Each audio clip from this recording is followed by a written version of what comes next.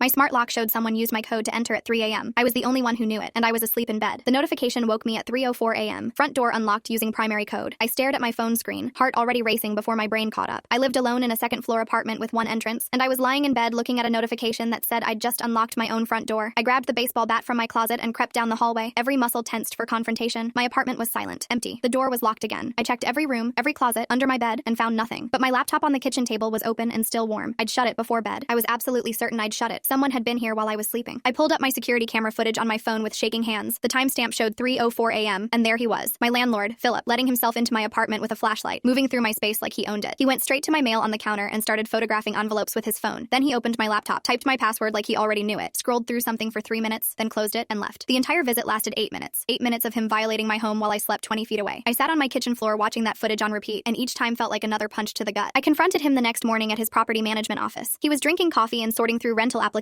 like nothing had happened. "You were in my apartment last night," I said, trying to keep my voice steady. "At 3 a.m. I have footage." Philip barely looked up. "Had a report of a gas leak in your building. Checked all the units. Standard safety protocol." He said it so smoothly, so practiced, like he'd prepared this exact excuse. I pulled out my phone and showed him the footage of him photographing my mail. His expression didn't change. "You're overreacting. I'm allowed to enter for emergencies. It's in your lease." That night, I couldn't sleep, so I started going through my smart lock history. Every entry and exit for the past 6 months, time-stamped and logged. What I found made my skin crawl. Philip had been entering my apartment every single week since I'd moved in, sometimes at 2 a.m., sometimes at 4 p.m. when I was at work, sometimes on Sundays when I was usually at my parents' house. He knew my schedule better than I did. I counted 23 unauthorized entries in 6 months. 23 times this man had walked through my home, touched my things, accessed my private space. I screamed so loud my neighbor below me pounded on the ceiling. I called the police at 6 a.m. because I couldn't wait another second. Detective Wilson showed up at my apartment with a female officer named Keiko, and I showed them everything. The footage, the access logs, the pattern of entries that matched my work schedule and social calendar. Wilson's face got darker with each piece of evidence. They went to Philip's office that afternoon with a warrant, and what they found destroyed my sense of reality. Philip had installed hidden cameras in 14 different apartments across his 3 rental properties. Tiny cameras in smoke detectors, in bathroom vents, in bedroom light fixtures. He'd been recording tenants for years, showering, changing, sleeping. He had terabytes of footage organized by apartment number and date, but it got worse. Philip had been using his unauthorized access and camera footage to collect blackmail material on tenants he deemed valuable targets. He'd stolen identities from people's mail, hacked into laptops to access bank accounts and private emails. He'd even caught one tenant having an affair and had been extorting him for 6 months. The smart locks he'd installed in every unit and advertised as a security upgrade were his master key to our lives. Wilson told me Philip had been monitoring when people left, when they came home, when they had visitors, building detailed profiles of everyone's routines while promising us safety. 14 victims came forward once the news broke, and every single one of us had trusted him.